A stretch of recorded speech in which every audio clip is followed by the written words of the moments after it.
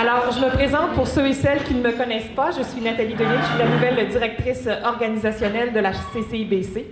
Il nous fait extrêmement plaisir de vous accueillir aujourd'hui pour notre premier événement hors série, alors de notre calendrier 2021-2022, alors le débat des maires. Alors, je cède la parole à notre présidente du conseil d'administration, Mme Annick Cormier, qui vous expliquera le déroulement du débat. Par contre, je vous demanderai de prendre une petite minute d'attention pour vérifier que la sonnerie de votre cellulaire est bien fermée.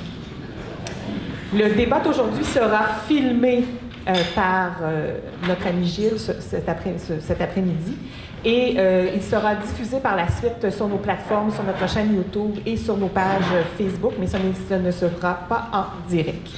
J'aimerais remercier nos précieux partenaires présents aujourd'hui, alors Impression Flexo Plus, alors Luma Studio et le Journal de Chambly. Alors je vous souhaite un bon événement et je cède la parole à Annick.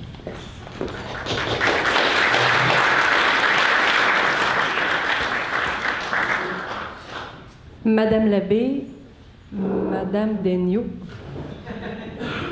chers représentants des différents partis politiques, collègues, partenaires, chers invités, bonjour à tous. Alors, l'équipe de la CCIBC est très heureuse de vous accueillir à ce débat électoral organisé pour les principaux candidats à la course à la mairie de la ville de Chambly. Comme nous le savons tous, un débat électoral est certainement l'une des formes les plus populaires de discours dont la nature communicationnelle permet de mettre en place un climat d'échange d'idées. Un élément essentiel qui donne à la politique toute sa lettre de noblesse. Ce débat électoral est également une occasion unique de tisser des liens entre la ville et sa communauté, tout en mettant en évidence la place stratégique de la Chambre de commerce et d'industrie du bassin de Chambly dans son milieu d'affaires. Aujourd'hui, je vous tiens à vous remercier d'être présents en si grand nombre. Cela, ça prouve que nous avons tous à cœur l'avenir de notre collectivité en demandant des réponses de la part de chacun des candidats concernant leur vision face à de grands projets socio-économiques, à des services offerts aux citoyens et bien plus encore. À cet effet, ce débat électoral est également l'occasion, tout désigné, de faire le point sur plusieurs sujets d'actualité concernant la ville de Chambly, comme celui de l'environnement ou celui du développement durable, des changements climatiques, des espaces verts, du PPU, du transport et bien d'autres encore. Avant de céder la parole à M. Pierre Cardinal, ancien président de la Chambre de commerce, qui a accepté d'endosser le rôle de médiateur tout au long du débat électoral d'aujourd'hui. Il est important de noter qu'à la demande de la CCIBC, l'enregistrement du débat se fera exclusivement par l'intermédiaire de Luma Studio, Gilles, qui est à côté de moi. À cet effet, prière, aucun enregistrement ne sera autorisé. Il me reste à vous souhaiter un bon débat et je vais passer la parole à Pierre pour vous expliquer vraiment le déroulement et le fonctionnement de ce débat. Sur ce, bon appétit et bon débat.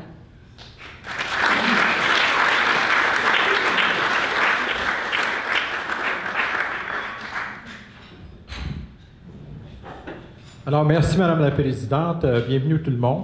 Alors, le débat, on s'entend, ce qui va se dérouler sur environ 1 heure, parce qu'il y a des gens qui doivent retourner travailler. Alors, je demanderai aux 2 candidates de s'avancer à l'avant, s'il vous plaît.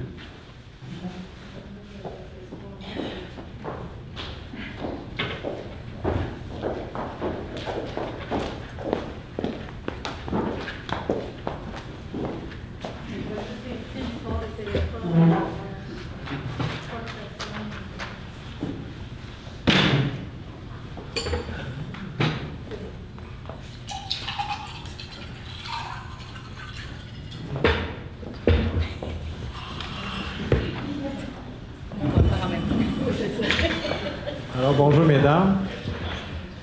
Dans un premier temps, on va demander à chacune des candidates de se présenter et de présenter son parti et son programme aussi.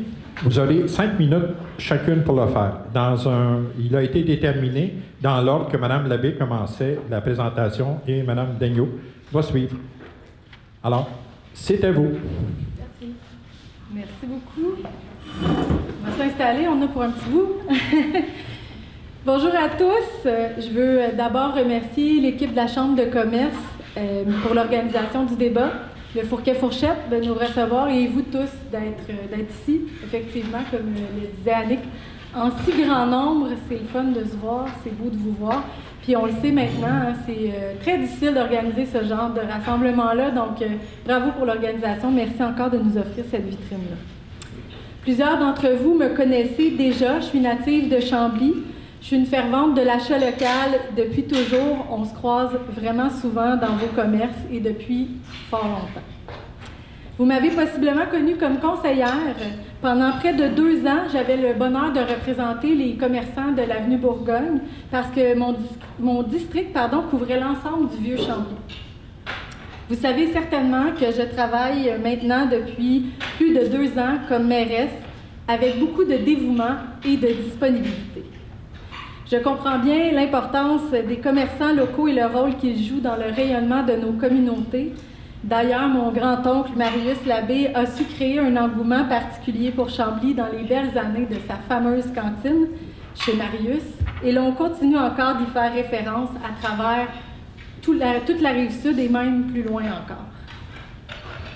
Depuis mon arrivée en poste, j'ai su stabiliser les opérations, rétablir la confiance dans l'appareil municipal et nous avons réalisé 2 exercices budgétaires complets sans aucune aide de l'intervention ou d'intervention de la commission municipale, donc des tuteurs, et nous l'avons fait sans augmenter les taxes, malgré une révision du rôle foncier, les contraintes et les incertitudes liées à la pandémie. Ces 2 exercices rigoureux ont permis de dégager respectivement 6,6 millions et 7,7 millions de dollars comme surplus pour les années 2019 et 2020. Ce sont des sommes qui vont pouvoir être réaffectées dans d'importants projets pour notre communauté, comme notre futur centre communautaire. Les fonds octroyés par Québec pour les 2 années couvrant la pandémie pour nous permettre de maintenir les opérations durant la crise s'élevant à un total de 2,7 millions de dollars. Aujourd'hui, je vous confirme qu'ils ont été en fait majoritairement investis dans l'aide directe aux citoyens, aux entreprises, aux commerçants et aux organismes, à travers une bonification de notre programmation, des fonds d'aide dédiés et des initiatives de soutien. Aujourd'hui, nous aurons le bonheur de débattre sur plusieurs grands thèmes qui sont très importants pour Chambly. L'environnement, le projet particulier d'urbanisme du centre-ville, le parc industriel et les façons de mieux collaborer avec vous. Mais aujourd'hui, j'avais aussi envie de vous parler de ce que l'on a accompli ensemble dans les derniers mois et vous dire à quel point j'étais fière de la communauté d'affaires tissée serrée que Chambly abrite. De l'adoption du plan d'urbanisme jusqu'à l'embauche d'une conseillère en développement économique, nous avons pu faire des pas de géant pour mieux accueillir de nouveaux partenaires de l'économie locale. Nous avons également amorcé une toute nouvelle table consultative en développement économique et en achat local, d'importantes réflexions sur le rôle de la municipalité dans la relance économique et aussi dans le soutien du développement des affaires. Parmi les projets participants à la relance, Destination Vieux-Chambly a été un vif succès et il deviendra une référence pour assurer le dynamisme de notre saison touristique au centre-ville, et ce, malgré les embûches de la pandémie. C'est avec la participation de cette même table que nous avons été l'une des premières villes au Québec à utiliser les nouveaux pouvoirs qui nous ont été accordés par décret gouvernemental afin de vous offrir une aide financière directe à la hauteur de 300 000 $ pour vous aider à rebondir et à investir dans l'amélioration de vos places d'affaires, afin d'augmenter la visibilité, l'attractivité et l'achalandage de la clientèle dans les commerces de l'ensemble du territoire de Chambly. Je suis très impressionnée par la créativité de notre chambre de commerce et nous avons réussi, à travers divers projets, cartes interactives, Gala entrepreneur, plateforme d'emploi local, c'est génial, à être des partenaires de plus en plus efficaces et à travailler en complémentarité. Vous êtes le moteur de notre économie, vous êtes nos créateurs d'emplois, vous êtes de précieux partenaires pour toute la communauté et je souhaite pouvoir travailler avec vous encore longtemps comme indépendante. Merci beaucoup.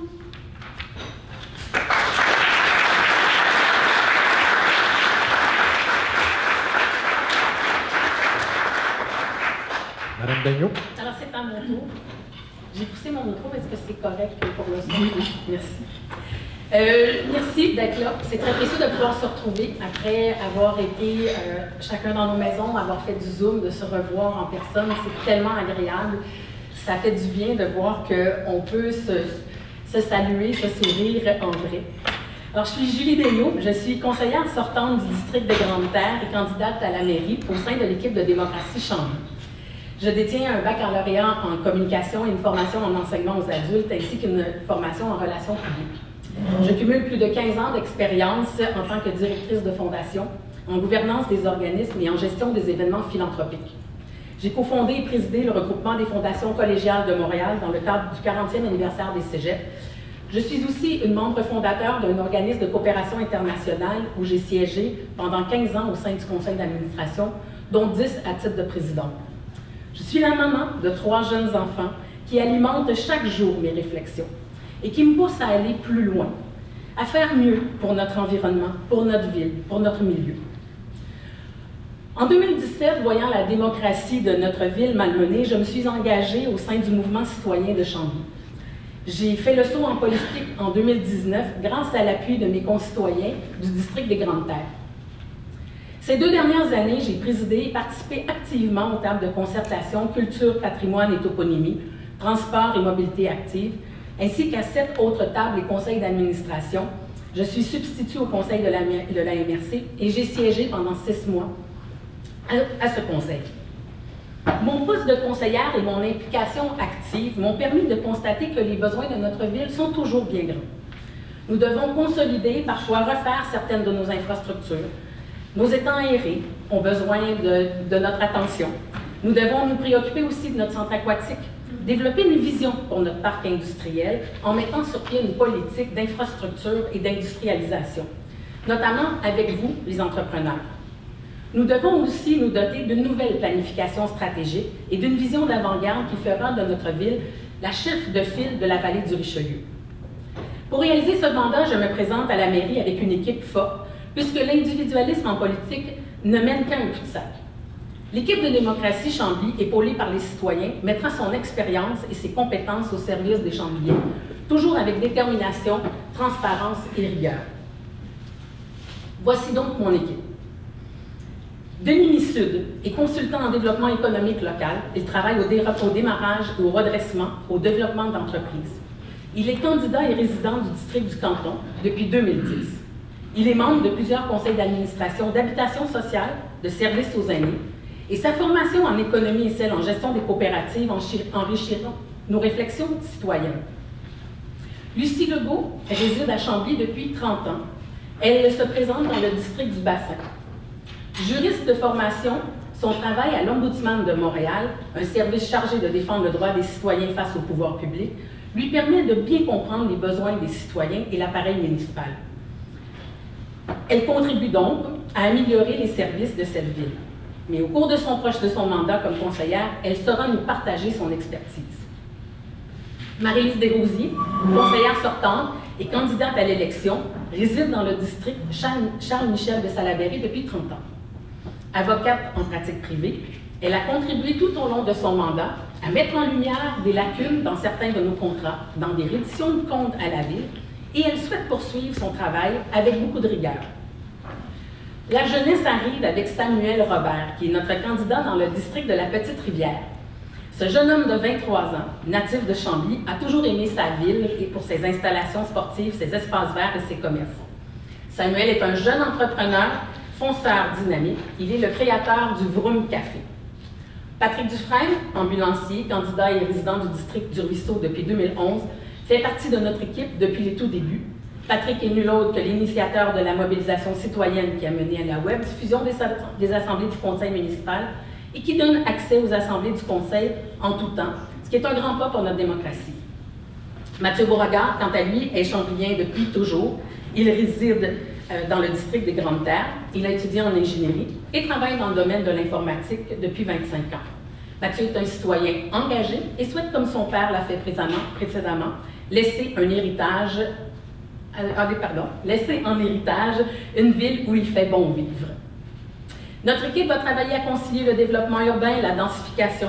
Nous nous engageons à tenir un dialogue constant avec les villes voisines, nos partenaires, avec les citoyens, les gens d'affaires, pour présenter et régler nos intérêts et nos enjeux en commun. Madame Desniaux, c'est tout le temps.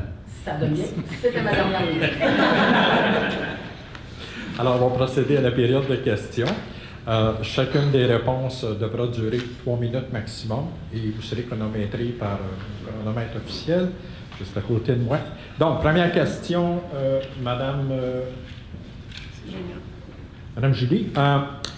Parc industriel, que comptez-vous faire? C'est une question de 2 volets. Que comptez-vous faire pour le transport en commun et la surveillance dans le parc industriel et quelles seraient les solutions pour améliorer l'identification du parc industriel? Alors, dans un premier temps, si on parle du transport en commun, il y a la directrice du développement du réseau des affaires chez Exo qui déclarait que le nouveau réseau d'autobus bonifiés a été élaboré de manière à arrimer les services avec ceux du REM. Offrir plus d'options aussi pour accéder au train et améliorer les dessertes locales. Nos clients, disait-elle, profiteront de plus de flexibilité pour planifier leurs déplacements. Et ce nouveau plan, qui sera déployé avec l'arrivée du REM, c'était comme un vrai déploiement finalement avec le pop du REM.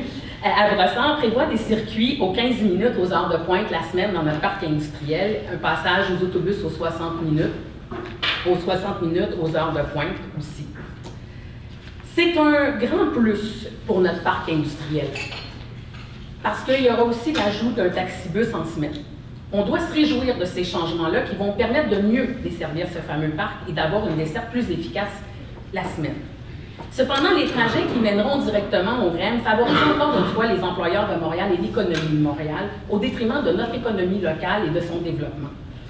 On nous demande de densifier, de construire des logements, de contrer à la pénurie de main-d'œuvre. Il faut que les travailleurs de notre ville et ceux des villes voisines se déplacent en heure de pointe, qu'ils puissent venir travailler en autobus à Chambly. On doit être conséquent dans notre vision et défendre un transport efficace, accessible, peu importe le quart de travail. Nos circuits internes sont très précieux, ils sont gratuits, et nous devons nous assurer de garder cette spécificité à Chambly et nous assurer que notre main-d'œuvre si rare puisse accéder à notre quartier industriel et à l'ensemble de notre secteur économique sans avoir à s'acheter un véhicule. Penser notre mobilité à long terme, c'est ce qu'il faut faire afin de rendre attrayants les emplois du quartier industriel et commercial de Chambly. Ça doit se faire avec vous, parce que vous êtes les seuls à savoir, à connaître vos plans de développement futurs, vos besoins futurs en matière de main-d'œuvre et d'horaires. Pourquoi pas former un comité ensemble sur un comité de transport qui travaillera sur des solutions dont la possibilité, par exemple, d'utiliser un système de covoiturage via un logiciel de gestion, avoir des choses qui s'implantent directement dans vos entreprises. Regardons aussi ce qui se fait ailleurs. Les pratiques ailleurs peuvent nous apporter énormément. Quels sont aussi les besoins des villes voisines? Est-ce qu'on peut conjuguer nos efforts ensemble? Une offre de transport diversifiée contribue réellement à avoir moins d'autos sur nos routes. Il va aussi falloir talonner le ministère des Transports pour que nous puissions avoir une sortie sur l'autoroute 10.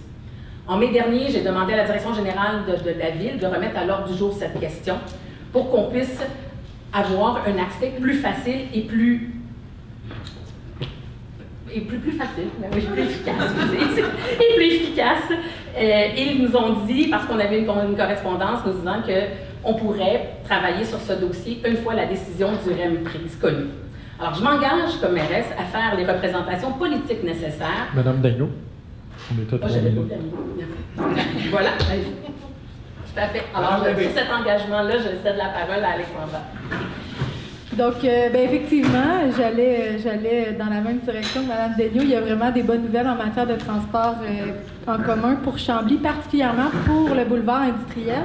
On voit les choses un peu différemment parce que pour moi, c'est vraiment une belle occasion pour nos industriels d'aller recruter, non seulement au cœur de la ville de Chambly, parce que c'est sûr que toutes nos boucles à l'interne vont aller boucler autour du REM, mais en plus, vous allez pouvoir recruter sur l'ensemble de la Rive-Sud qui va venir boucler aussi à l'arrêt du REM, mais aussi à Montréal. Donc, ça vous ouvre un bassin là, de main-d'œuvre assez impressionnant. J'ai bien hâte de voir ce qui va en ressortir. On a déjà prévu, avec la Chambre de commerce, d'organiser une rencontre avec les partenaires d'Exo pour bien vous expliquer les retombées de cette nouvelle desserte-là. Donc, vous serez invités à participer, à venir poser vos questions, à obtenir là, toute l'information que vous désirez sur la desserte puis sur les différents arrêts qui seront desservis avec cette nouvelle refonte. C'est la première fois pour moi qu'on soulève une problématique de surveillance sur le parc industriel, mais je serais vraiment heureuse de pouvoir porter vos demandes à l'équipe de la Régie de police afin qu'ils soient plus efficaces dans leurs interventions. Vous êtes les yeux, les oreilles sur le terrain là, pour l'équipe de la régie. Ils sont toujours vraiment contents de pouvoir mieux vous servir. Donc, je vous invite à communiquer clairement là, si vous avez des enjeux de sécurité, de vol ou autres directement avec la régie. Ils sont là pour répondre à vos préoccupations, à vos inquiétudes. Pour l'identification du parc industriel, je n'étais pas certaine de bien comprendre la demande, mais si on parle de visibilité et de publicité, je suis convaincue qu'avec la collaboration de la Chambre de commerce et la table consultative en développement économique, achat local, je regarde Annick parce qu'elle siège avec moi là-dessus, puis ça va tellement bien. Avec notre nouvelle conseillère aussi en développement économique, on pourrait arriver là, à trouver des belles façons originales de se démarquer. Donc, pour moi, c'est quelque chose qui serait intéressant à rajouter comme mandat pour la table en développement économique. D'ailleurs, on discutait justement qu'on voulait rajouter un représentant des industriels sur la table. Il y en a déjà un, on voudrait en avoir un deuxième, donc pour être sûr de bien vous entendre. On est toujours, comme le disait Mme Daigneault, en demande pour la sortie de l'autoroute 10. Et je vous confirme qu'il s'agit non seulement d'un dossier prioritaire pour moi, mais que nous aurons une belle opportunité avec l'agrandissement du parc industriel de revenir à la charge et de redemander cette nouvelle infrastructure-là. On a de beaux défis. C'est terminé ou il me reste une minute? 30 secondes. 30 secondes, OK. Avec l'agrandissement du parc industriel, on a de beaux défis parce que les sites sont déjà tous réservés. La liste d'attente est bien garnie. Mais je veux aussi accompagner ce nouveau développement de sites industriels avec une plantation d'arbres massive dans le secteur industriel afin d'équilibrer nos efforts de plantation là, sur l'ensemble du territoire. J'espère que ça répond aux questions sur le parc industriel. Merci. Alors, maintenant, en environnement, Mme Labbé qui va commencer. Est-ce que la Ville pourrait avoir un intérêt à s'impliquer dans la valorisation de l'initiative éco-responsable, c'est-à-dire fonds ou bourses pour projet et devenir une ville verte? En fait, on est non seulement intéressé, mais on est déjà dans l'action. On a 4 subventions qui encouragent présentement les gestes individuels éco-responsables. On a l'achat de couches et de produits d'hygiène féminine réutilisables qui est subventionné. On a les barils récupérateurs d'eau de pluie, les trousses d'économie d'eau potable ainsi que la plantation d'arbres qui sont donc subventionnés. Il suffit de faire la demande. Tout est sur le site dans la section environnement. C'est près de 20 000 $ chaque année qui sont prévus pour toutes ces enveloppes-là. Elles sont vraiment très populaires. On espère d'ailleurs pouvoir en ajouter d'autres à notre éventail. On regarde entre autres l'installation des bornes électriques au niveau résidentiel, mais pourquoi pas peut-être aussi avec certains commerçants, ça pourrait être intéressant. Même une distribution gratuite de sacs de papier compostables parce qu'il va falloir l'apprivoiser, ce bac brun-là et nos matières organiques. Donc, n'hésitez pas à transmettre vos propositions si vous avez d'autres idées de subventions ou d'enveloppes qu'on pourrait accorder à ce genre d'initiative. On a cette année offert le premier budget participatif d'un montant de 50 000 $ sur la thématique unique de l'environnement. C'est un projet de ruche urbaine qui a été choisi. C'est une initiative que j'aimerais voir perdurer dans le temps, l'offrir chaque année, donc avec des budgets accordés annuellement. Pour ce qui est de l'idée de devenir une ville verte, c'est un concept qui est assez vaste, mais l'importance de s'investir dans les questions environnementales, d'accorder plus de ressources aux défis de l'urgence climatique, ça c'est indéniable. J'aspire à la création d'un service dédié à nous accompagner pour les défis environnementaux et qui pourra vraiment poser les gestes avec nous qui auront un impact concret sur la qualité de vie des prochaines générations. La volonté politique est présente. Maintenant, on doit se donner les moyens d'y arriver et déployer nos ressources aux bons endroits pour le faire. J'aime bien l'idée de la ville verte, mais j'aimerais encore mieux l'idée d'une ville verte et bleue. On a un bassin, on a un plan d'eau magnifique à protéger. Donc, je pense qu'on va devoir viser encore plus grand. Les gestes individuels, clairement, ne suffisent plus et nous devrons avoir une approche beaucoup plus globale sur la question. L'idée d'un service, plus que des fonds dédiés, pourra nous aider à prendre chacune de nos décisions pour participer à lutter contre les changements climatiques. Je sais que vous êtes prêts en tant qu'entrepreneurs, citoyens et commerçants à une relance verte et je veux le faire avec vous. Merci. Madame Daigneault. Alors, bien sûr, qui n'est pas que pour les initiatives éco-responsables? Je pense qu'on l'est tous, mais on doit aller aussi plus loin. On doit miser d'abord sur un service d'environnement et résilience. Chaque projet de la ville, qui est chaque projet que la ville réalise, présente, prépare aux citoyens, devra être en harmonie avec les valeurs d'environnement. Notre service actuel qui consacre beaucoup de temps à des choses pratiques, par exemple à la gestion des collectes de poubelles, et elle ne peut donc se dédier, par exemple, à la création de projets, ni à la recherche de subventions pour la réalisation de ces projets, parce qu'il en existe beaucoup de subventions et beaucoup d'initiatives dont nos villes pourraient, et notre ville surtout, pourrait profiter. Ce nouveau service devrait être à la base du développement durable à Chambly. C'est à ce service auquel vous irez aussi vous référer pour trouver des subventions, pour atteindre les normes gouvernementales et pour être réellement éco-responsable. Être éco-responsable, c'est quoi? C'est de s'acquitter de la gestion de nos projets dans le bassin, de mettre aux normes nos installations de traitement des eaux usées aussi, afin de rendre attrayant notre quartier industriel, nos places commerciales et éventuellement notre bassin. Chez nous, moderniser la réglementation de l'eau potable, ça a déjà été fait à la ville de Chambly en partie, mais nous devons encore aller plus loin pour protéger la santé de nos enfants. Contrer le vieillissement de nos infrastructures est aussi très important. Celles associées à l'eau ont besoin de beaucoup d'attention. Elles doivent répondre aux nouvelles exigences réglementaires et faire face aux exigences climatiques. Pourquoi ne pas mettre en place une borne d'eau brute et l'utilisation de cette eau pourra servir à tout le nettoyage, à tout l'usage qui ne nécessite pas d'eau potable, ce qui soulagera aussi notre infrastructure. Nos aménagements paysagers, par exemple, qui ont besoin d'avoir de l'eau. Le service des travaux publics de la ville pourra s'alimenter. Cette borne est ainsi permettra ainsi une utilisation de l'eau, une préservation, pardon, de l'eau potable. Il faut évaluer les différentes solutions, au-delà des petites solutions déjà envisagées qui portent déjà fruit, mais le lavage des bacs bruns, par exemple, avec cette fameuse eau brute. Et le lavage des bacs bruns permet aussi une plus grande utilisation chez les citoyens, prouvée dans d'autres villes aussi. Une ville éco-responsable, une ville verte, c'est une ville aussi qui doit aider ses commerçants à passer au travers de ces changements-là, les accompagner à trouver des solutions concrètes. Alors, nous nous engageons à mettre en place des mesures de réduction de collecte de déchets, à favoriser le transport collectif, à aménager un parc industriel écologique et à favoriser de nombreuses initiatives qui nous permettront ensemble de faire face à l'urgence climatique et de répondre aussi aux nouvelles réalités post-pandémie. Merci. Madame Daigneault, prochaine question. Qu'en est-il de la création du comité en lien avec la loi sur l'abolition des plastiques à usage unique dans les restaurants? Alors, l'abolition des plastiques à usage unique dans les restaurants et aussi les commerces est un enjeu qui a déjà été discuté à la table de concertation environnement et soumise aux élus. Il nous semblait cependant très mal avisé d'annoncer l'arrivée d'une telle politique, même si elle se faisait progressivement en pleine pandémie, alors que les restaurateurs peinaient à survivre dans cette période difficile, même si un certain accompagnement était planifié. Comme cette politique aura un impact considérable sur certaines de vos activités, il est primordial de vous consulter. Vous les commerçants, les restaurateurs, afin de bien comprendre vos enjeux et les coûts aussi associés à ce retrait. On doit le faire, mais il faut bien le faire. Je pense aussi aux organismes qui opèrent des services liés à l'alimentation, aux papotes roulantes par exemple, et qui seront confrontés à cette nouvelle réglementation.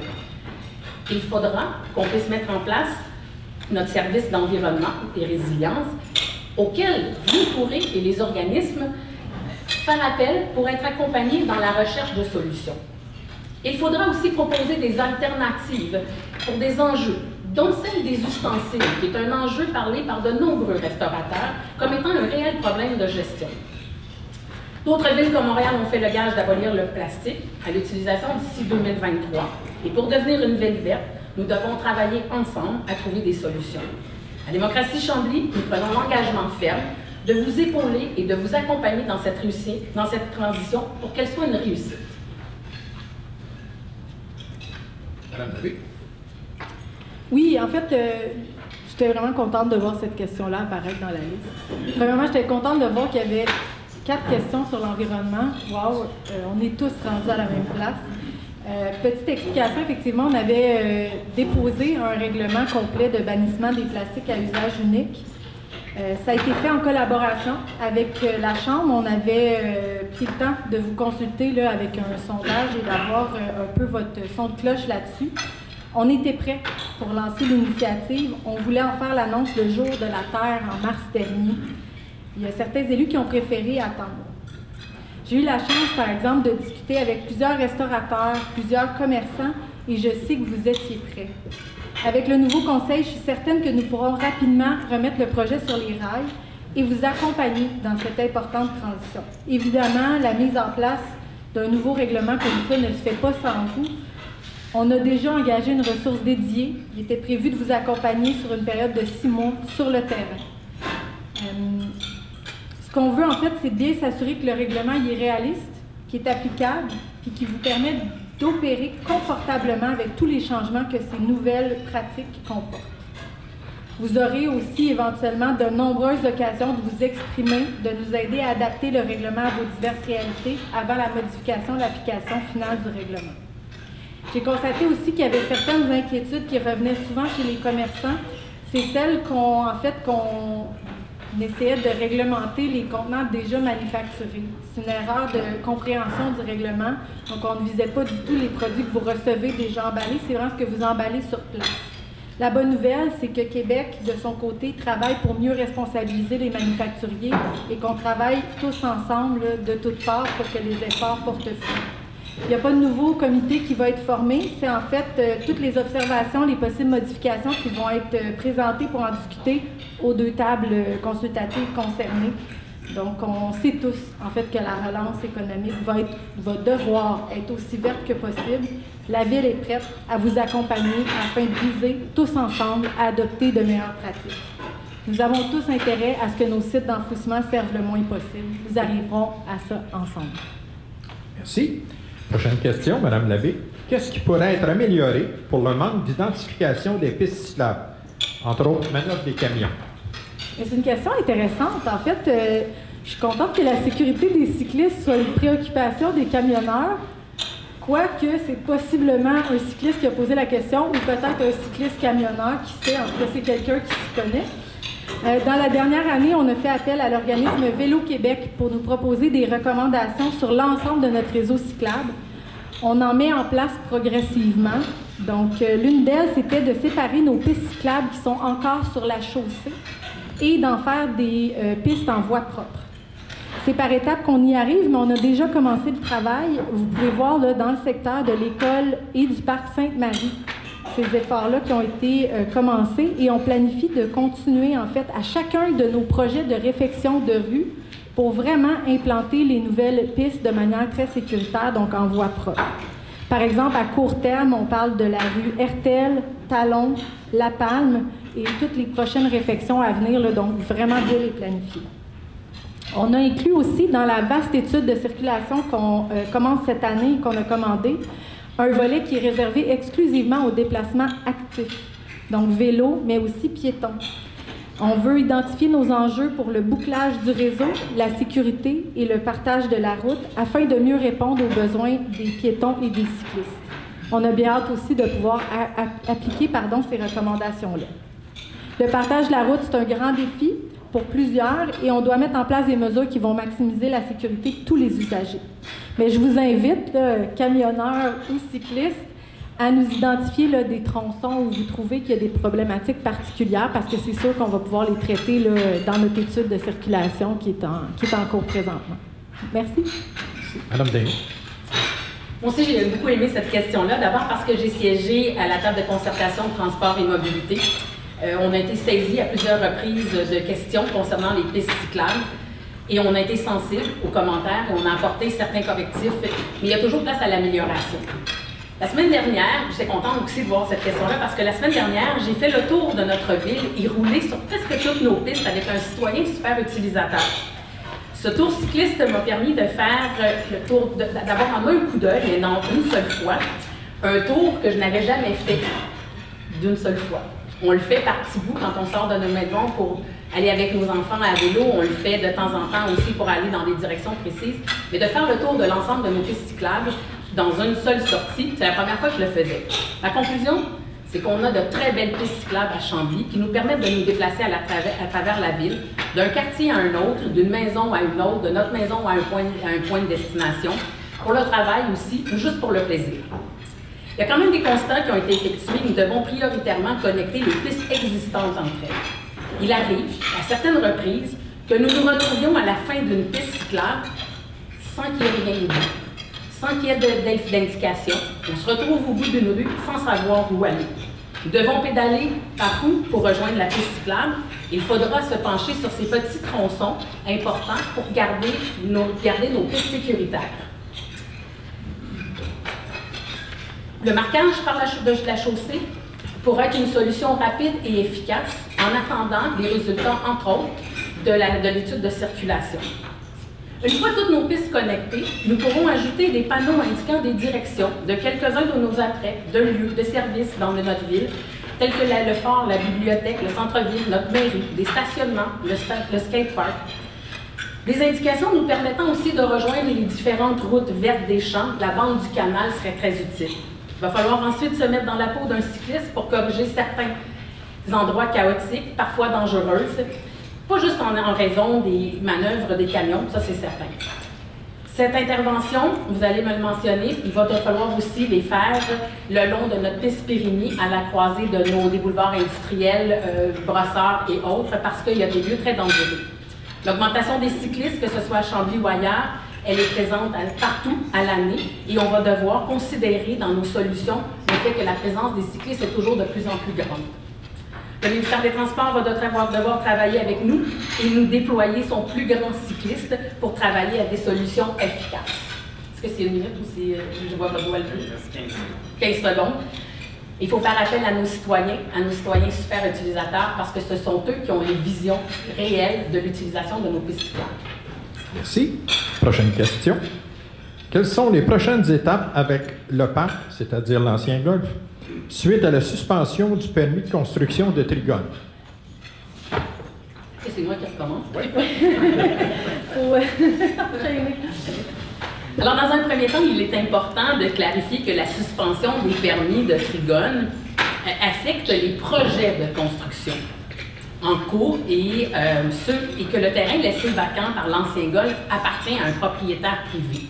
La perte des licences de Trigone et la volonté de Démocratie Chambly de faire un parc écologique sur le site non développé de l'ancien golf n'ont aucun lien. Il faut se rappeler que 98 de notre territoire à la ville est développé et que ce dernier terrain, ce dernier espace vert significatif, c'est le seul et l'unique demeurant au cœur de notre ville.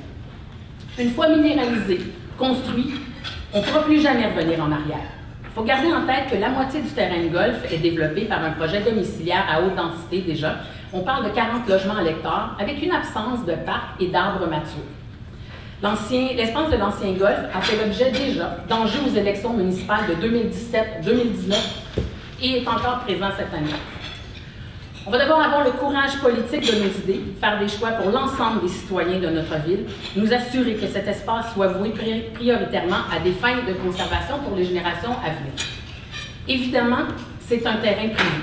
Il faut s'entendre avec le propriétaire pour acquérir son terrain. Nous devons le convaincre aussi de travailler avec nous à trouver les meilleures solutions afin de préserver ce terrain où la nature reprend actuellement ses droits. Il faut donc évaluer avec le propriétaire les différentes solutions possibles. L'achat en est une, mais il y a aussi d'autres alternatives, des combinaisons de solutions permettant à des propriétaires de se départir d'immeubles. Un don écologique certifié permet d'importants avantages fiscaux pour les propriétaires qui font don d'une terre ou d'un intérêt foncier partiel à un organisme admissible, tel un gouvernement ou une ville. Il faut proposer des solutions novatrices et des combinaisons de solutions aussi. Ce ne sont pas les outils qui manquent, il va falloir les mettre en place pour pouvoir avancer. La pression pour mettre un frein à l'étalement urbain est très forte. La densification ne doit pas se faire sans que des gestes concrets pour protéger notre environnement soient posés. Sinon, nous allons nous retrouver à notre tour avec un exode des familles qui iront vivre ailleurs dans des villes calmes, respectueuses, avec un accès réel à des espaces verts. Il est anormal qu'en 2021, il soit encore beaucoup plus payant de détruire que de construire, de détruire et construire que de protéger. Je vois votre doigt levé, mais je m'excuse, je n'étais pas certaine. Alors, reste une minute. 30 secondes. Parfait. Alors, le parc écologique doit être considéré comme un projet qui viendra équilibrer la densification dans notre centre-ville, compenser la perte de certains espaces verts en raison de la densification. Et nous savons que le manque d'espaces verts a des conséquences sur la santé des gens. Un tiers des maladies est causé par la pollution dans nos villes, une donnée que nous ne pouvons plus ignorer. Les citoyens des générations futures ont besoin d'espaces verts et il faut nous engager fortement à les protéger. Merci. Madame Labbé. Oui, bien en fait, on entend beaucoup parler de ce dossier-là dans les derniers jours. Je l'ai suivi moi aussi avec beaucoup d'attention, surtout avec quelques chantiers qui n'étaient pas tout à fait terminés là, sur la phase 1 du côté de l'ancien golf ici à Chambly. Donc, j'ai envie de faire une petite mise au point avec vous. Je sais que Mme Desmaux l'a dit, là, il n'y a vraiment aucun projet, en fait, qui est sur le résiduel du golf présentement. Donc, depuis le rejet en 2016 du plan d'urbanisme qui proposait une importante phase 2 sur le résiduel du golf, il n'y a eu aucun projet qui a été proposé. Le zonage est non seulement resté récréatif, mais le terrain appartient, comme vous le disiez, toujours au même propriétaire. Ce zonage-là a été confirmé par l'adoption du plan qui a été revu et adopté par le Conseil, le nouveau Conseil qui a été élu en 2019. Les entreprises Trigon, ce qu'il faut comprendre, c'est qu'il y avait quelques unités encore à terminer avec le premier permis octroyé et la construction de ces unités-là est en train de se faire. Le Conseil avait d'ailleurs refusé des demandes de dérogation mineures par Trigon pour la suite du projet en demandant de s'en tenir au permis original. Donc, les développements récents dans le jugement qui autorisent en fait Trigon à terminer les travaux en cours vont faire qu'on n'a pas d'intervention à faire de ce côté-là, donc les travaux vont se terminer de ce côté-là. Mais pour la suite, il n'y a pas d'enjeu parce que le terrain ne leur appartient pas. En fait, c'est le prochain conseil qui va devoir se pencher sur la suite des choses pour le terrain restant, mais je tiens surtout à souligner qu'il y a plusieurs enjeux qui persistent dans ce secteur et qu'il faudra arriver avec un plan solide de financement pour l'acquisition de ce précieux espace-là et son aménagement. Parce que c'est sûr que la nature reprend ses droits, mais elle a besoin d'un coup de main. Il faut lutter contre les espèces envahissantes, il faut reboiser, ça prend des sous. Les coûts de cet ambitieux projet sont équivalents aux investissements prévus chaque année sur l'ensemble du territoire de Chambly, mais c'est un beau défi que je suis prête à relever. Prioritairement, il va falloir régler le problème majeur de circulation sur l'intersection Périgny et Daigneault. Et ce serait complètement irréaliste dans ce contexte-là de promettre de protéger 100% de l'espace restant. Parce que ces infrastructures routières-là, il faut les aménager quelque part.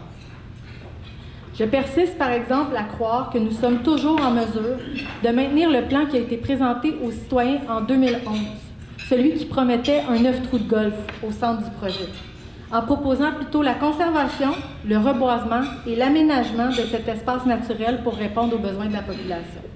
Je suis convaincue que je suis en mesure de trouver les subventions et le financement nécessaires pour réaliser cet important projet pour qu'il ait le moins d'impact possible sur vos comptes de taxes.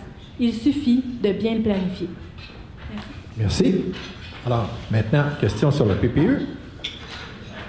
Quel est le plan d'urbanisme proposé par votre équipe et vous afin d'améliorer le centre-ville de Chambly? Bien, en fait, je pense que tout le monde est pas mal en connaissance de cause. On avait présenté à l'Assemblée du Conseil de juin 2021 un projet ambitieux de plan particulier d'urbanisme qu'on appelle affectueusement PPU, centre-ville. On proposait un centre-ville dynamique, invitant, convivial, riche d'une alliance harmonieuse entre le patrimoine bâti d'hier, mais aussi celui de demain. Le travail d'élaboration du PPU a été amorcé dès le début de l'année 2021, autour de février, et aussitôt que le processus s'est enclenché, on a eu des ateliers de travail qui ont été organisés, notamment avec les partenaires du développement économique, les citoyens, les représentants de certains organismes et les institutions du milieu. De nombreuses idées, de nombreux souhaits ont jailli de ces rencontres, lesquels ont été modulés à travers des orientations et des concepts d'aménagement qui ont été proposés. Ce sont trois grandes forces qui animent notre centre-ville: l'authenticité de son patrimoine immobilier, le pouvoir attractif et récréatif du bassin et le dynamisme d'affaires rayonnant au niveau local et régional. Nous avons élaboré cet important travail de vision à la demande du Conseil avec comme objectif d'éviter de traiter à la pièce d'importants projets de redéveloppement qui visent ce secteur névralgique. Afin également de s'assurer de nommer nos exigences, nos orientations et nos aspirations avant de permettre aux divers acteurs de développement économique de s'inscrire dans cette vision-là pour les futurs projets. J'étais vraiment fière du résultat du travail de concertation qui a été mené de main de maître par l'atelier urbain et Louis-Michel Fournier avec toute l'équipe de planification du territoire.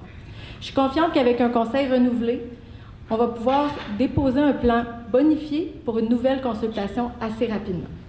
Je sais qu'il y a de nombreux participants aux consultations qui étaient déçus là, de voir la démarche avorter comme ça parce qu'ils attendaient depuis longtemps d'avoir enfin des balises pour réaliser leur projet. C'est partie remise. J'ai hâte de pouvoir travailler avec les différents partenaires des projets municipaux inclus dans ce plan aussi, comme pour le centre communautaire, les projets de logements sociaux, les aménagements routiers, cyclables et piétonniers. Il faut toujours garder en tête que cet outil de planification est un levier de développement économique très intéressant qui venait compléter nos outils déjà utilisés par l'équipe d'urbanisme de la Ville et qui deviendrait un des moteurs pour notre relance économique tant souhaitée. Je vous invite à découvrir ce qui était proposé comme premier projet sur le site de la Ville de Chambly. Dans la section participation publique, vous allez pouvoir voir les différentes étapes, mais il y a aussi un beau vidéo de présentation qui a été fait par Louis Michel, qui était l'urbaniste sur le projet. Donc, vous aurez, préparez-vous tout de suite, encore la chance d'y apporter vos idées et de l'enrichir. On doit recommencer le processus du début. Et on va y aller. Merci. Madame Daigneault. Le plan d'urbanisme est loin d'être un mauvais plan, le plan qui a été présenté, et l'équipe de Démocratie Chambly l'a répété à de nombreuses reprises. Et soumettre un plan à la population et adopter un plan qui modifiera à tout jamais le visage de notre ville doit se faire en étant persuadés que nous avons bien pris en considération tous les impacts pour notre population et nous assurer de ne pas évacuer rapidement les conséquences irréversibles pour notre ville. Évidemment, nous avons souligné le fait que la consultation qui s'est tenue pendant la pandémie, rendant impossible les échanges avec les citoyens et encore moins leur donner une réponse à leurs questions, c'était incomplet pour nous. Le plan particulier d'urbanisme est une réponse aux besoins de densifier nos villes et de densifier surtout notre ville dans ce cas-ci, en raison de l'impact de l'étalement urbain sur notre environnement. Il doit être accompagné d'une réglementation claire qui rendra obligatoire l'utilisation de matériaux éco-responsables. Il faut encourager le développement durable, l'aménagement LEED et carbone zéro pour les nouveaux quartiers et les quartiers en redéveloppement.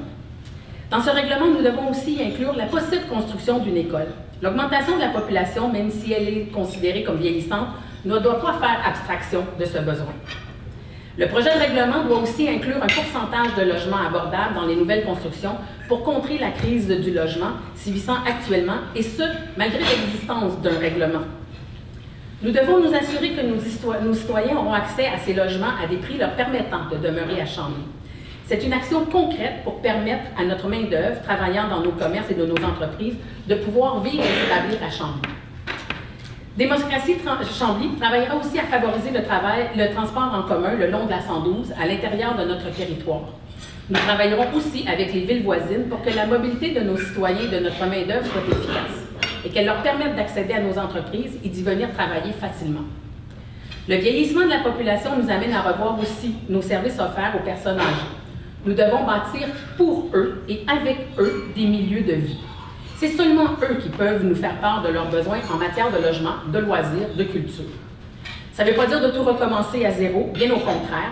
Il faut juste s'assurer de bien remplir notre rôle d'élu, de représenter tous les citoyens comme le prévoit notre rôle et de ne pas prendre systématiquement la part des promoteurs.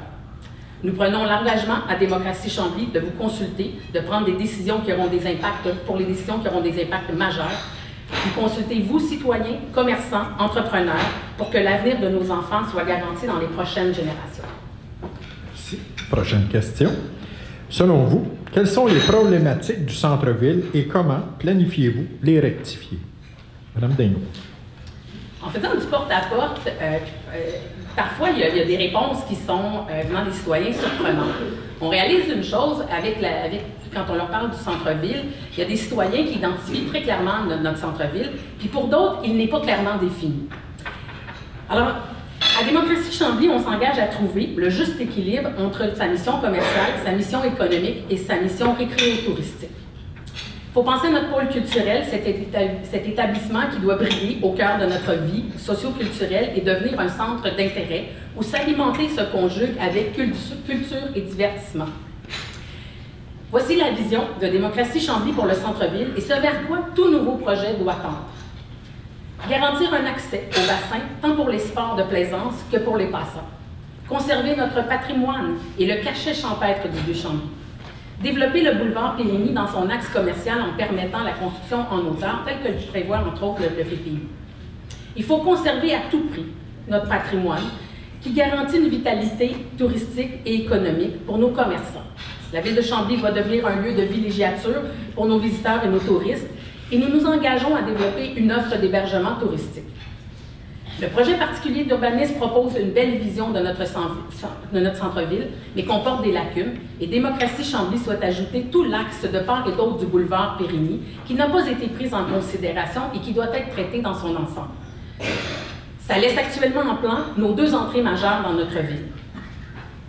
Parmi les problématiques que notre porte-à-porte et que nos différentes conversations ont pu décerner, on note le manque de disponibilité de transport en commun pour amener les gens vers notre centre-ville, pour lesquels nous devrons travailler en collaboration avec EXO pour faire valoir nos besoins. Je le répète encore, l'absence de logements abordables qui devrait être compris par un pourcentage de logements dans chaque nouveau projet au centre-ville.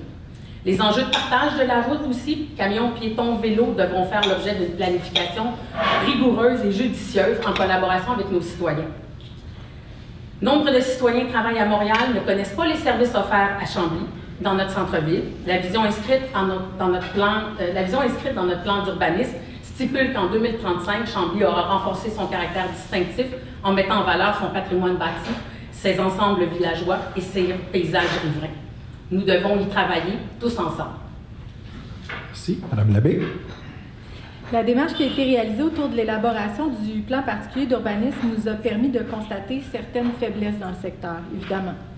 La circulation lourde sur l'avenue Bourgogne en période estivale, un aménagement qui encourage peu les déplacements actifs, l'achalandage important du boulevard Périgny qui a un effet de barrière physique auquel s'ajoutent aussi des nuisances sonores. Il y a de vastes îlots de chaleur aussi qu'il va falloir travailler. Mais on a également identifié plusieurs défis qui sont à relever dans notre planification. Il y a une pression immobilière et démographique qui est sans précédent, qui entraîne un défi pour les insertions au niveau du cadre bâti patrimonial. Un achalandage élevé grâce au tourisme nautique, on aime ça, mais ça peut être aussi nuisible pour la préservation de la qualité du milieu naturel. La gestion du stationnement disponible pour les visiteurs en période d'achalandage élevé et la préservation de la qualité de vie des résidents du secteur dans un contexte qui est hautement touristique. Là, je vous en nomme que quelques-uns. On a pu relever, par exemple, aussi de nombreuses forces, de nombreuses opportunités et de nombreuses caractéristiques uniques qui nous apportent bon nombre de solutions. Les axes sur lesquels la vision du plan particulier d'urbanisme se sont appuyés sont les vues sur le bassin de Chambly, l'énergie particulière provenant des bâtiments historiques, l'ambiance distinctive de notre magnifique artère commerciale, la fameuse Bourgogne, la qualité et l'accès aux espaces naturels et récréatifs tout le long de l'année.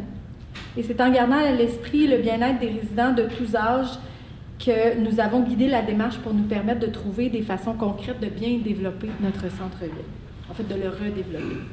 Parmi celles-ci, les objectifs qu'on proposait, c'était d'atteindre l'équilibre des fonctions et de répondre aux besoins futurs dans le centre-ville en permettant une nouvelle offre de logement et d'hébergement, de tourner les aménagements vers le bassin et vers le canal de Chambly afin d'assurer leur mise en valeur, leur protection et leur accessibilité, d'améliorer et de créer de nouveaux lieux de rassemblement et de détente, autant pour répondre aux besoins des touristes que des résidents. On voulait également investir le domaine public pour le rendre agréable et sécuritaire pour la marche, le vélo, ainsi que les usagers, afin que les usagers en fait priorisent les déplacements actifs dans le centre-ville. On voulait optimiser l'utilisation des stationnements hors rue et sur rue au centre-ville et connecter notre centre-ville aux infrastructures de transport collectif. C'était vraiment prévu dans le plan. Je m'arrête ici, il y en avait beaucoup d'autres. Je vous invite en fait à aller le découvrir parce que le document de planification complet est encore disponible sur le site de la Ville, donc vous pouvez vraiment parcourir tous les objectifs secondaires aussi qui sont là. Merci. Prochaine question. Madame Labbé, de quelle façon pensez-vous poursuivre les communications avec les entreprises et les citoyens, comme sous forme de consultation publique ou autre?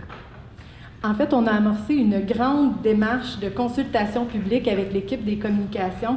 Il y a maintenant une section purement dédiée à la participation publique sur le site Web. Donc, les différents projets qui sont en cours auxquels les citoyens peuvent participer, peuvent avoir leur mot à dire, peuvent être consultés, sont vraiment bien indiqués sur cette portion du site.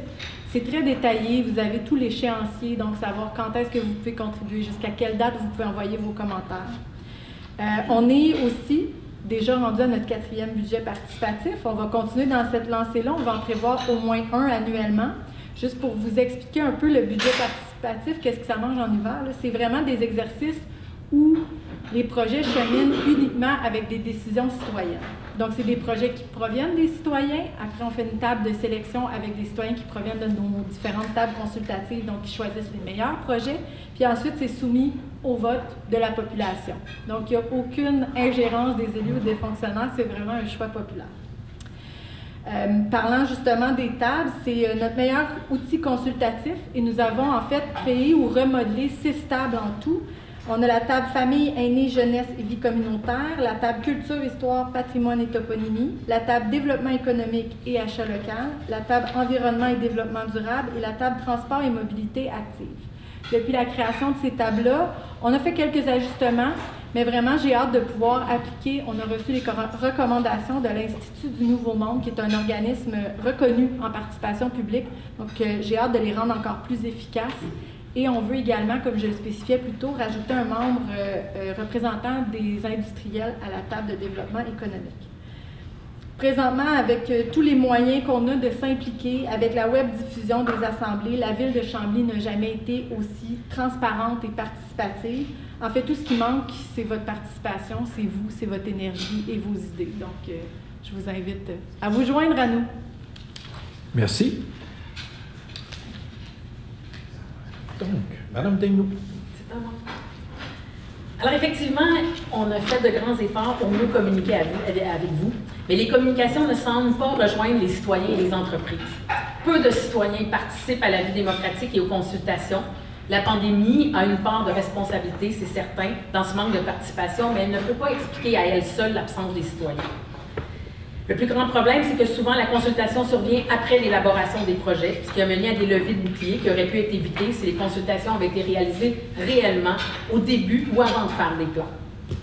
Les consultations permettent de bien comprendre les enjeux des entreprises, ceux des citoyens, et trop souvent, les projets sont conçus derrière des portes closes. Les citoyens ne sont pas témoins des discussions, ni des réflexions de leurs élus qui voteront ultimement pour les concrétiser ou refuser ces projets-là. L'initiative des tables de concertation est une excellente initiative, mais trop souvent encore à ces tables de concertation, on nous présente des projets déjà ficelés ou presque déjà ficelés. Une communication constante est nécessaire entre les citoyens, les élus, les commerçants et la ville. Consulter, ce n'est pas juste dire ce que nous allons faire et mettre les citoyens devant des projets déjà concrétisés ou prêts à être concrétisés. Les citoyens doivent faire partie intégrante de la réflexion, partager leurs besoins, leurs réalités, afin que ça reflète réellement leurs préoccupations. Il ne faut pas voir les citoyens et les commerçants, ni les entrepreneurs, comme une entrave au développement de notre ville. Il faut les écouter pour entendre ce qu'ils ont à dire et ce qu'ils peuvent apporter pour rendre meilleurs nos projets. Il ne faut pas minimiser leur expertise. Vous avez une grande expertise dont nous pouvons profiter. On se prive souvent de cette expertise, celle du monde des affaires, prête à investir pour créer, bâtir et améliorer notre ville. Notre équipe à Démocratie Chambly s'engage donc à rendre les avis publics simples à comprendre, à garder avec vous les canaux de communication ouverts en permanence, à expliquer aussi nos décisions.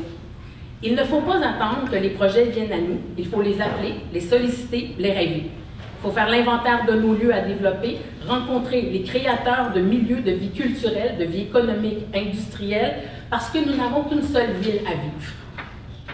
Merci. Nous avons 2 questions supplémentaires. Alors, la première, Mme Daigneault, je la pose. La Ville de Chambly a créé un plan de soutien aux entreprises pour l'obtention d'une subvention suite à une autorisation gouvernementale. S'il reste de l'argent, serait-il possible de penser de réinvestir ces argents comme fonds de roulement au commerce qui en auraient besoin et qui ne font pas partie des premiers critères d'admissibilité? Il y a des paramètres bien précis qui ont été mis dans ce décret-là. Il faudra se coller à ces paramètres-là et surtout ne pas contrevenir à la réglementation parce que sinon, on va se retrouver dans des situations dans lesquelles jadis on s'était trouvé. On pourra revoir en fonction des paramètres qui ont été décrits dans ce décret-là, ce qu'on pourra faire avec cette enveloppe, mais il y a sûrement moyen de trouver, peut-être à élargir certains critères, mais il faut bien rester dans ce qui est prévu parce que le gouvernement a demandé dans cette enveloppe-là. Madame Labbé. Oui, bien en fait, je vous rassure, hein, on a quand même plusieurs années pour attribuer ces enveloppes-là, donc c'est pas, le deadline n'est pas serré, pardonnez mon anglais. Donc on a des délais quand même raisonnables pour épuiser les fonds.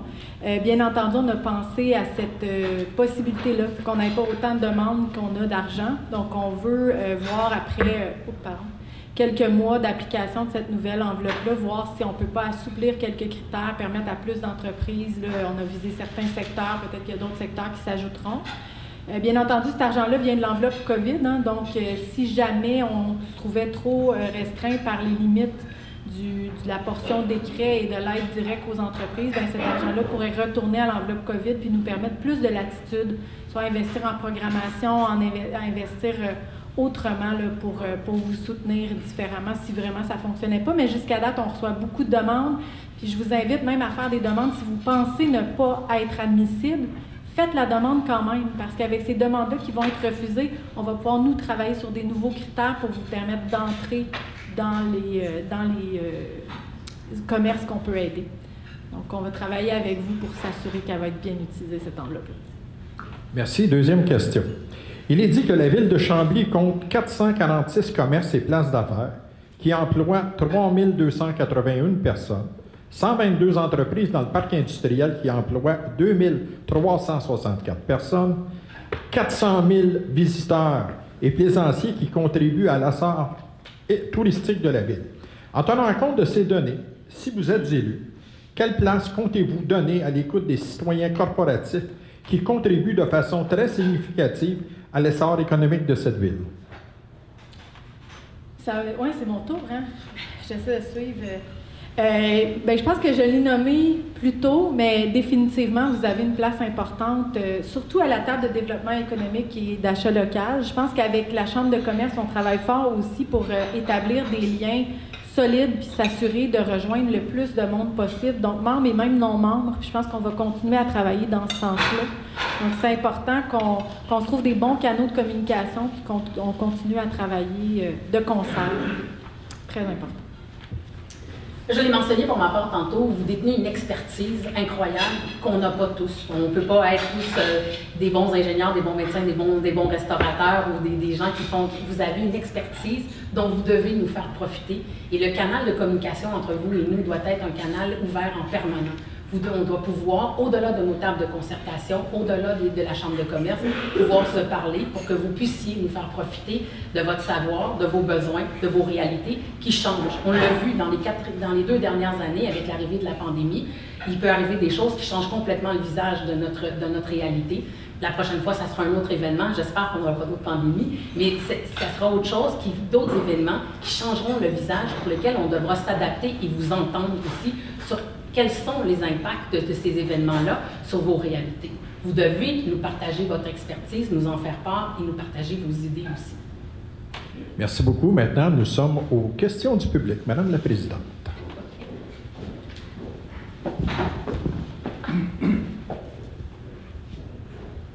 Alors, pour ceux et celles qui ont des questions, je vais circuler. Je vais essayer. Je vais circuler pour vous permettre de parler vis-à-vis le lutrin. Si c'est possible, ça serait très gentil. Pourquoi? Parce que ça permet le mieux le visionnement. On voulait le mettre en avant, mais est-ce que je peux quand même, Gilles, reculer? J'ai encore du fil. Parfait.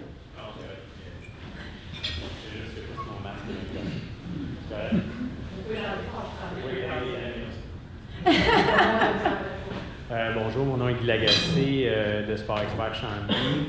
Tout d'abord, j'aimerais remercier tous les gens en télétravail parce qu'après être fermé, on a bénéficié de cette nouvelle clientèle pour venir chez nous. Ça fait 15 ans que je suis ici. La question, bien en fait, 2 choses. J'ai beaucoup de compassion pour nos amis les restaurateurs. Fait que je veux dire que les commerçants, on est prêts pour arrêter de donner des sacs.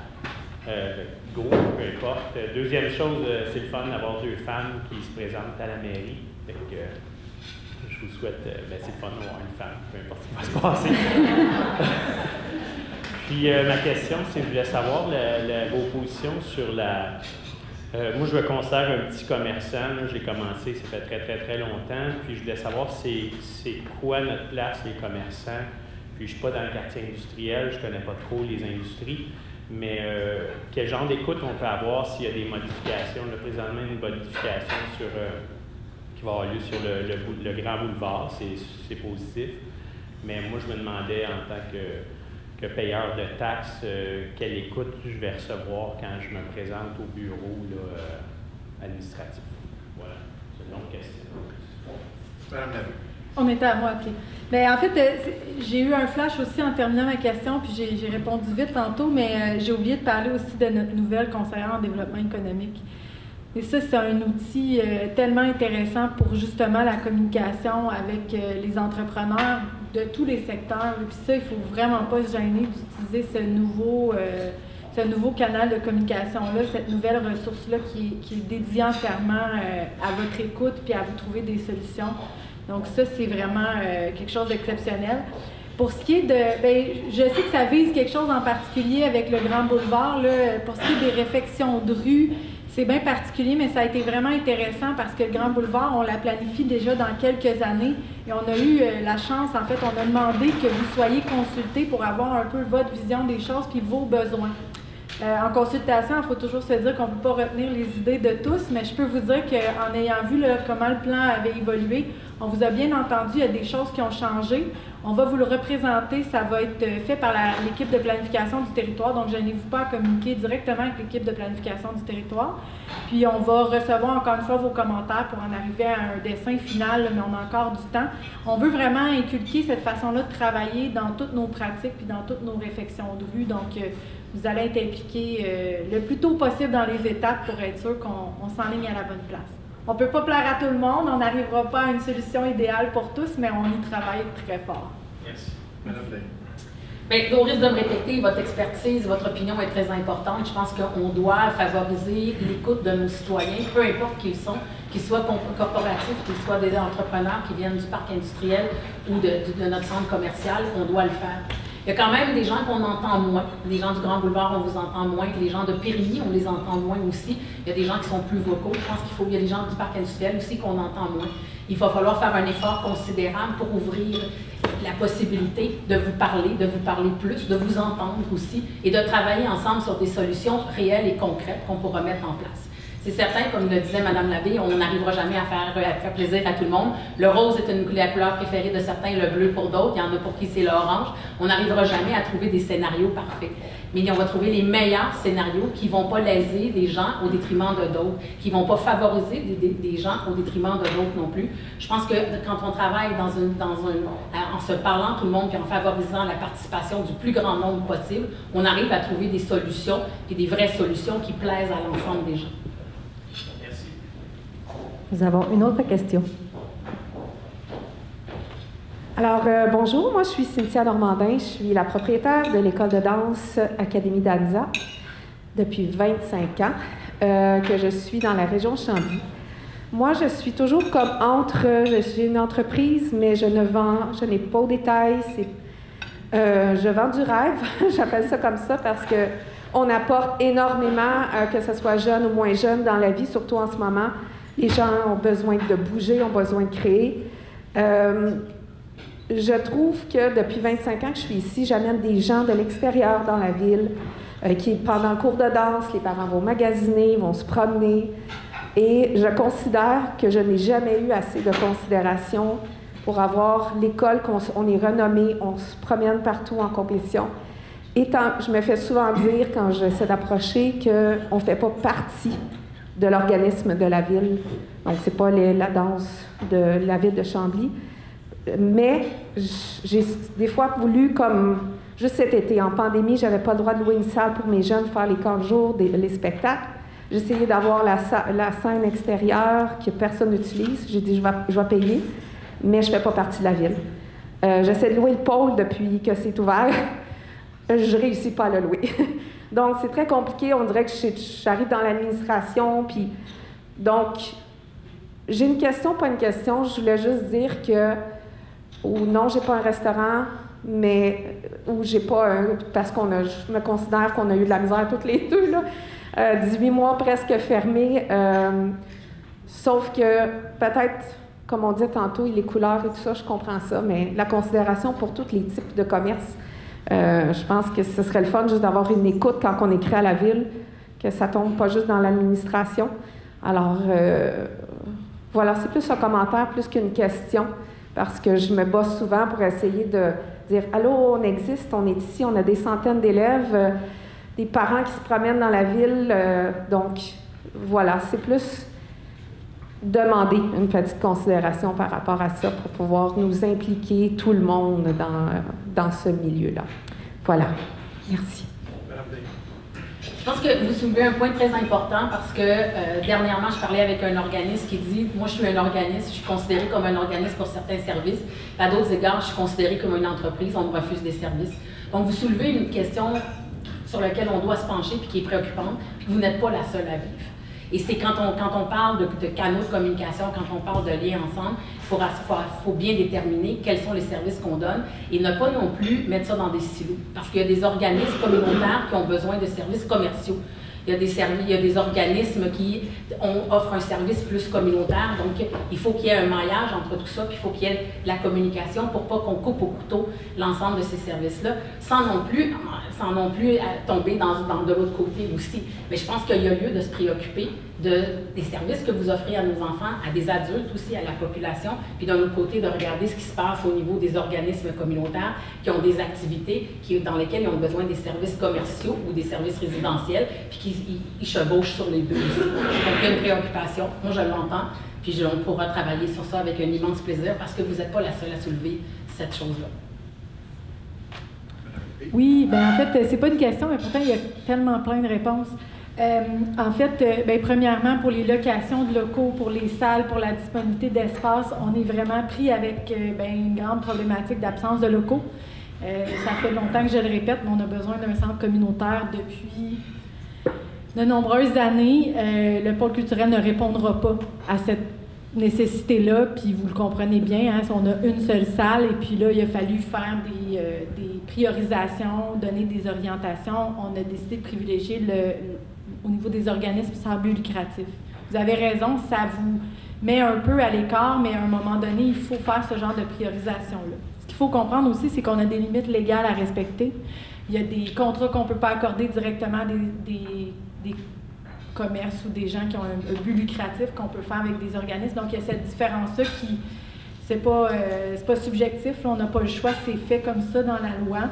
On peut, par exemple, travailler, puis on a travaillé, on l'a abrogé, on doit retravailler dessus sur une politique de reconnaissance des organismes. Donc, d'une part, ça va nous aider à mieux encadrer nos réactions et nos relations avec les organismes. Mais on peut travailler aussi sur une politique de partenariat, de commandite, avec les commerçants aussi. Donc, je pense que ça va être un beau défi pour notre nouveau service. On a un service en approvisionnement qui va être là vraiment pour voir à ce que tous nos services approvisionnent le plus localement possible. Donc, on pourra développer avec eux aussi peut-être des meilleurs partenariats avec des services comme les vôtres. Donc, oui, vous avez raison, c'est une lacune qui existe depuis déjà très longtemps à la ville de Chambly, hein? Mais on va le travailler étape par étape, puis oui, c'est dans notre calendrier. Pour cet été, je suis vraiment désolée, hein, mais vous avez eu la même réponse que tout le monde. Même nous, on pouvait difficilement utiliser nos sites publics parce qu'il y avait toutes les contraintes sanitaires. Donc, ça a été un refus pour tout le monde qui voulait utiliser ces espaces-là. Je suis bien désolée, mais on travaille à mieux. Merci.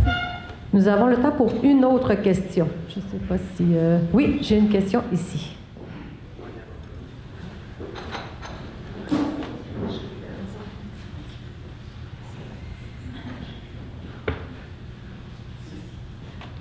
Bonjour, mon nom est Stéphane Duchesne.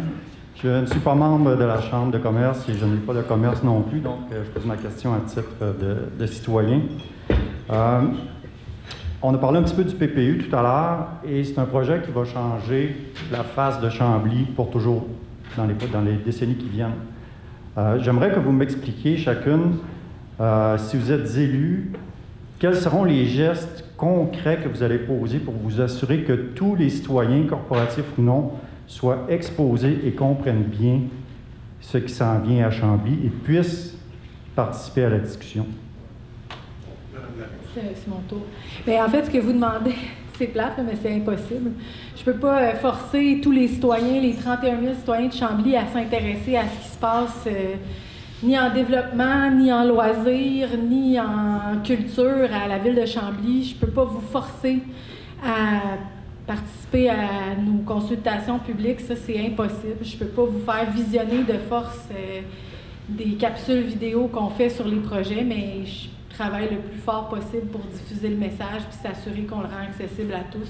On l'a fait dans la première partie, on s'est assuré aussi d'avoir des gens inclus dans la démarche dès le départ, des gens de tous les horizons, le corporatif, organisme, je les ai nommés tantôt, donc on avait vraiment des citoyens, des résidents du secteur, on a eu plein de monde à la table, donc on s'assure d'une bonne représentativité, mais ce que vous demandez réalistement, ça se fait pas.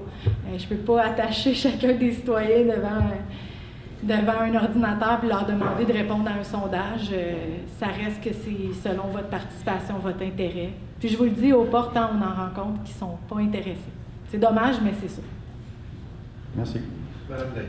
Au-delà de l'intérêt, il y a notre capacité à faire rendre, à livrer le message, puis à s'assurer que le message se rende à chacune des portes.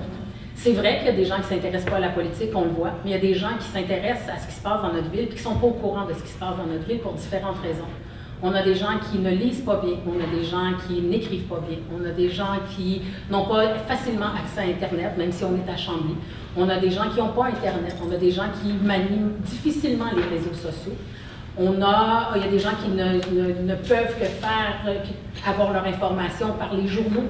Donc, on doit s'assurer qu'on multiplie les moyens, qu'on multiplie les plateformes, quitte à écrire à chacune des familles pour pouvoir au moins les informer de la tenue de ces événements-là, de la tenue de ces projets-là qui ont un impact considérable dans notre vie. Quand on fait de si grands projets, il faut déployer de grands moyens pour informer les gens. C'est certain qu'à la fin, qui appartient à chacun des résidents de Chambly, à chacun des payeurs de taxes, à chacune des personnes qui viennent ici, de s'informer adéquatement et de répondre.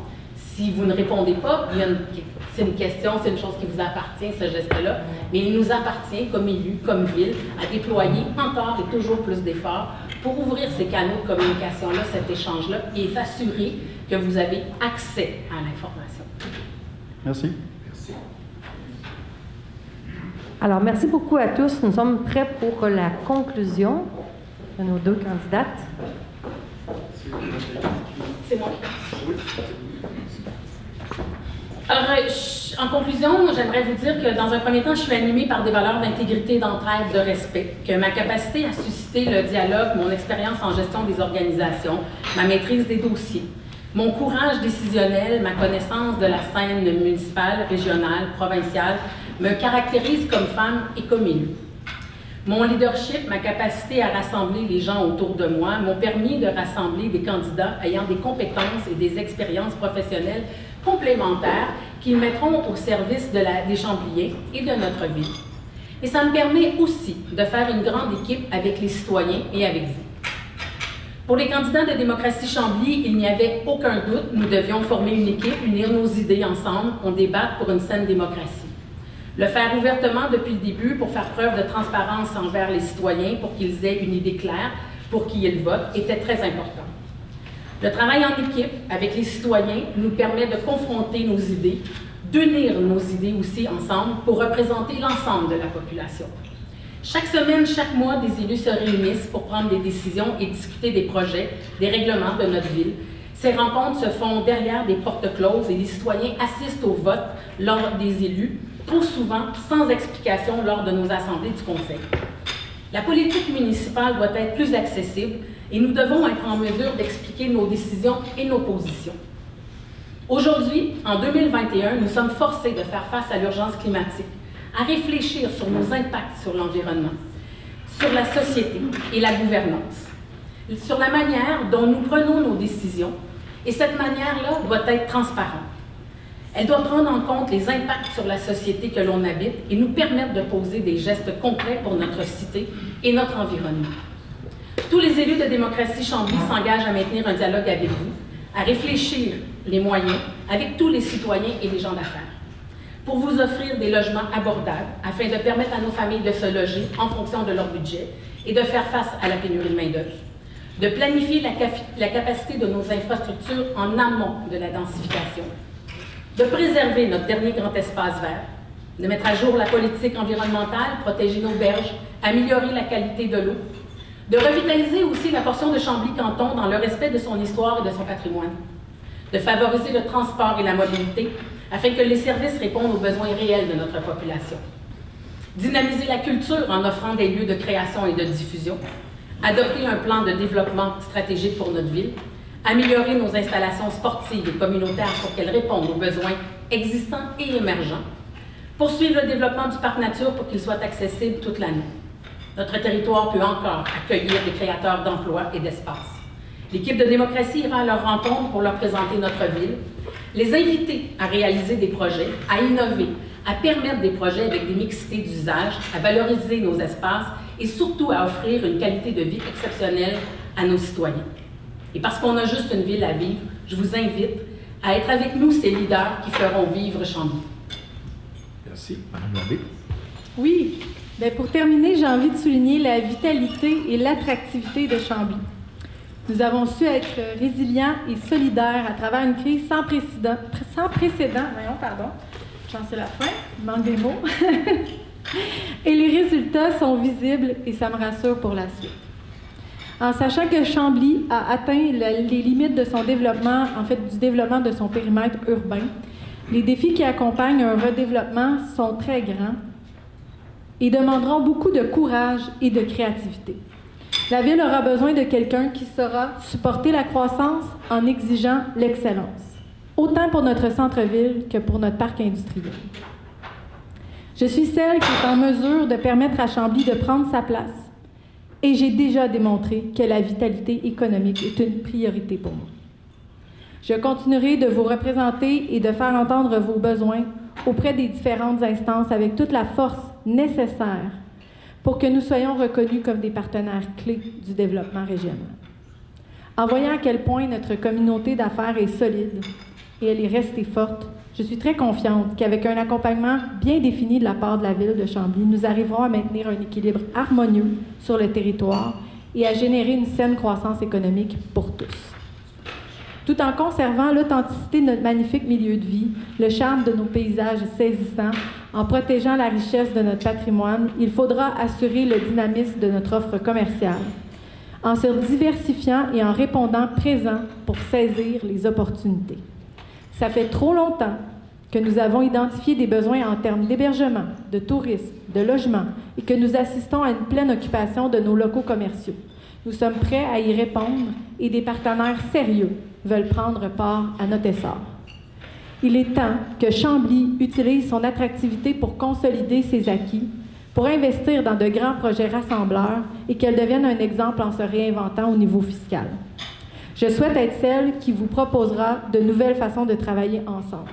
Avec un plan de commandite et de visibilité bien encadré, nous permettrons à des entreprises de notre territoire de rayonner en contribuant aux activités de la municipalité. Par un règlement de redevance pour les grands projets immobiliers, nous réinvestirons dans nos infrastructures vieillissantes et par un plan de relance concret, nous affronterons ensemble la sortie de la crise pandémique, mais aussi la crise climatique. Nous avons déjà créé un nouveau service d'approvisionnement qui veillera à favoriser les fournisseurs locaux pour tous les achats de nos services municipaux et nous sommes assurés, avec notre nouvelle conseillère en développement économique à nos côtés, d'avoir les ressources pour bien vous épauler afin de proposer un plan de relance pour tous les secteurs. Avec la table consultative et les nouveaux membres qui viendront nous y rejoindre, nous prendrons directement le pouls de vos attentes et de vos besoins pour mieux y répondre. Je suis prête à soutenir une vision qui allie la création d'emplois et de nouvelles richesses pour notre communauté avec une lutte active contre les changements climatiques, qui allie le redéveloppement des sites sous-utilisés avec un dynamisme urbain moderne et respectueux de notre environnement et de notre patrimoine, qui allie la création de nouveaux logements avec une accessibilité au transport actif et collectif améliorée, qui allie la relance économique avec l'innovation en matière de financement municipal, qui allie les activités touristiques avec la qualité de vie des résidents. Et surtout, je suis celle qui saura démontrer l'ouverture nécessaire pour que cette vision nous ressemble et nous rassemble, à la recherche des solutions durables pour le bénéfice de tous les citoyens. Nous devrons assurer les prochaines générations que nous sommes à la hauteur et qu'ils aient en main un plan clair pour que Chambly conserve cet équilibre précieux et demeure une ville que l'on admire et où l'on souhaite habiter. Je m'engage résolument à poursuivre sur dans le travail amorcé avec vous depuis 2 ans, à bonifier nos relations et nos échanges déjà nombreux et riches et à faire rayonner Chambly de plus en plus fort. Merci d'avoir pris le temps de nous entendre toutes les deux, d'être si présents et si solidaires. Bonne relance à tous. Merci. Madame la Présidente.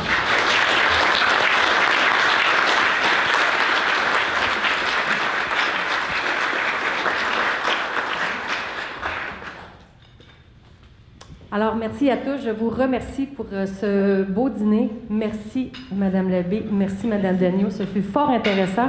Je suis très contente de mon dîner. 3 petites choses avant de vous remercier et de retourner à vos occupations. Il y a un bon dessert qui vient d'être servi. Profitez-en, prenez le temps de le prendre. Premier point, vérifiez l'infolette de la Chambre de commerce. Notre prochain déjeuner-conférence se tiendra le 3 novembre. Il y aura discussion de défis de main-d'œuvre avec intégration compétences. Alors, suivez ça en ligne.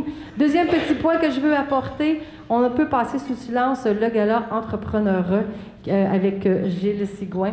Alors, je vous invite tous à aller sur le site de la Chambre de commerce pour nous aider. Donc, vous pouvez faire un don de 100 $. Entrepreneur, j'y crois. Et si vous le faites avant dimanche, vous aurez droit aussi à un magnifique chandail entrepreneuriat. Alors, si vous croyez fermement à l'entrepreneuriat féminin, alors je vous engage à poursuivre l'aide pour nous. Et à la fin, je m'en souviens plus ce que je voulais vous dire. Je voulais tellement pas oublier ces 2 points-là que j'ai complètement oublié. Alors, écoutez, bon dessert. Merci beaucoup d'avoir participé. Ah oui, ça l'a bien allumé. 3 points importants. À la Chambre de commerce, depuis, je vous dirais, presque 1 an, on est très fiers. Nous avons débuté un comité qui est en lien, la Chambre de commerce, les commerçants de la rue Bourgogne, ainsi que la ville de Chambly. Nous nous rencontrons pour discuter de nos besoins en tout de la rue Bourgogne. Alors ça, ce chemin-là, c'est fait. Les gens nous ont téléphoné. Et puis, nous allons commencer aussi à recruter des gens. Nous allons partir un comité pour le parc industriel. Ça fait longtemps qu'on parle vraiment des entreprises au niveau industriel. Donc, il y a un comité qui va être sous peu formé, toujours avec la Ville et la Chambre de commerce. Donc, certains entrepreneurs vont être appelés à savoir s'ils veulent participer, et aussi avec les organismes communautaires. Les organismes communautaires nous ont demandé ça, et je pense que c'est vraiment dans la pensée de la Chambre de commerce, la solidarité, l'écoute, les besoins de chacun, toujours en collaboration avec la Ville de Chambly. Alors, on se fixe ça comme 2021-2022, 3 comités pour avoir vraiment des bonnes discussions avec la Ville et avec la Chambre de commerce. Sur ce, merci beaucoup, bonne journée.